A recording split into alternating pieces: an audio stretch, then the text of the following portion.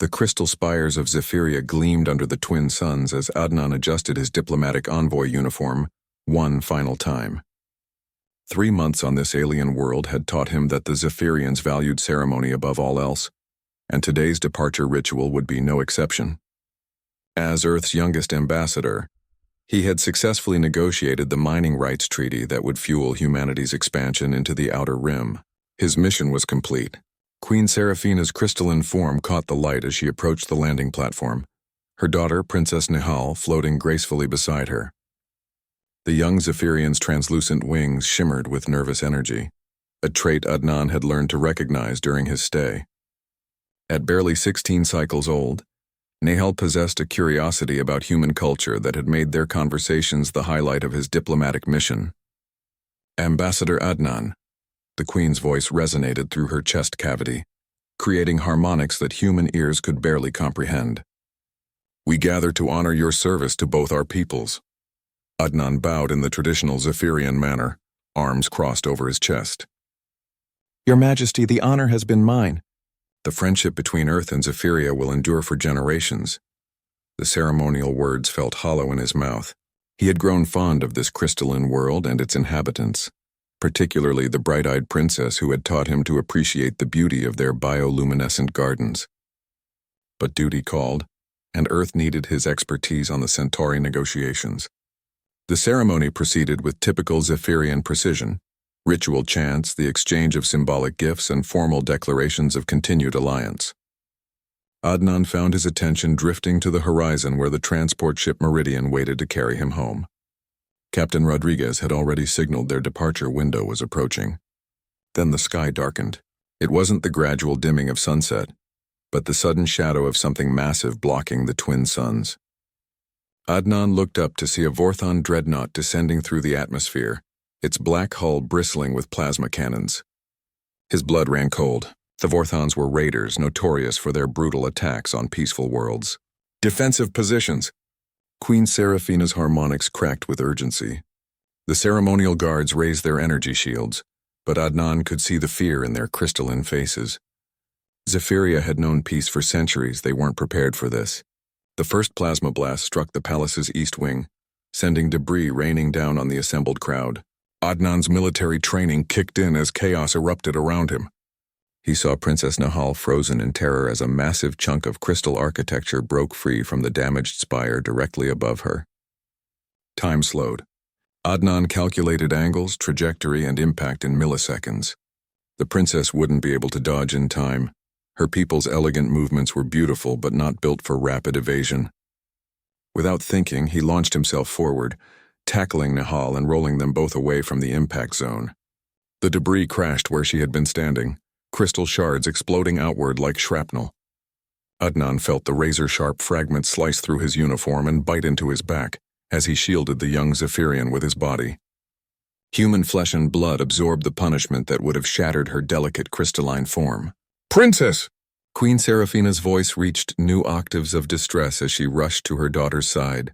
Adnan rolled away, feeling warm blood soaking his shirt. Nihil's large opalescent eyes stared at him in shock.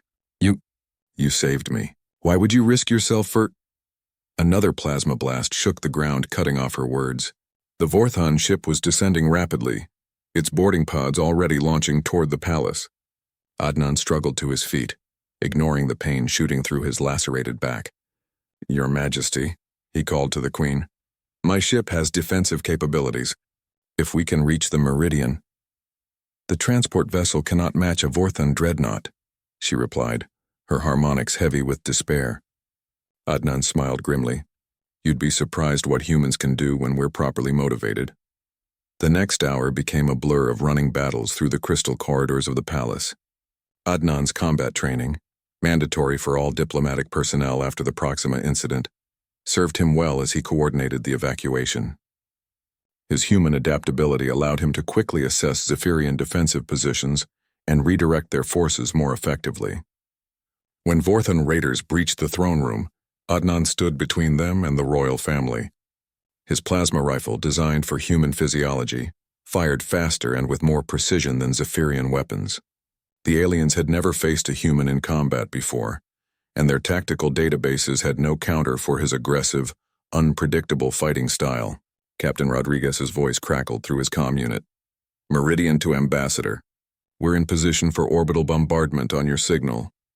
Negative, Captain. Too many civilians in the blast radius. Sir, with respect, this is what the ship's Marines are for. Stand by. Rodriguez. Adnan turned to Queen Serafina, who was tending to wounded courtiers with her daughter. Your Majesty, I need access to your planetary defense grid. It's been offline for 2 centuries. We saw no need. The infrastructure is still there. My people are good at making old things work. He winced as movement pulled at his wounds. Trust me.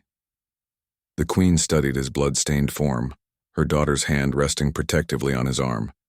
In that moment, Adnan saw the calculation in her ancient eyes, the recognition that this young human had already proven himself willing to die for her people.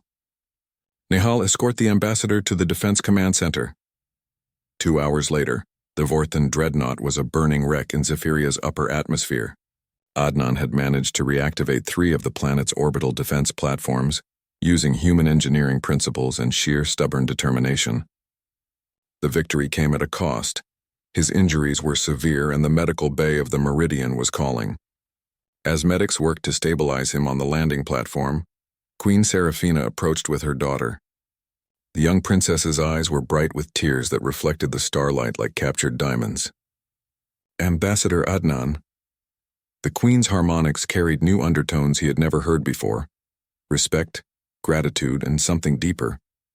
By our ancient laws, one who sheds blood for the royal house becomes family. You saved my daughter's life and defended our world when your duty was complete and your ship was waiting. She paused, her crystalline features shifting in the alien equivalent of a smile. I formally request that Earth assign you as our permanent ambassador. Zephyria needs someone who understands that sometimes the greatest diplomacy happens when words fail, and action becomes necessary. Princess Nihal stepped forward, placing her delicate hand over his bandaged wounds. Please, Adnan, stay with us. We have so much more to learn from humans, from you.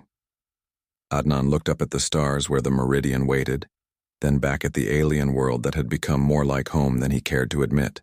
Captain Rodriguez could handle the Centauri negotiations. Earth had other diplomats, but Zephyria had only one human who had proven willing to bleed for its people. Your Majesty, he said, his voice steady despite his pain, I would be honored to serve as Earth's permanent representative to Zephyria. The Queen's harmonics rose in what could only be described as joy, while Princess Nihal's bioluminescent patterns flickered in the complex display that meant profound happiness among her people. Sometimes, Adnan realized, the most important diplomatic breakthroughs happened not in conference rooms, but in moments when one being chose to shield another from harm, regardless of species, regardless of the cost. As the medical shuttle carried him toward the Zephyrian healing chambers, Adnan smiled. He had found his place among the stars, and it was exactly where he had chosen to fall.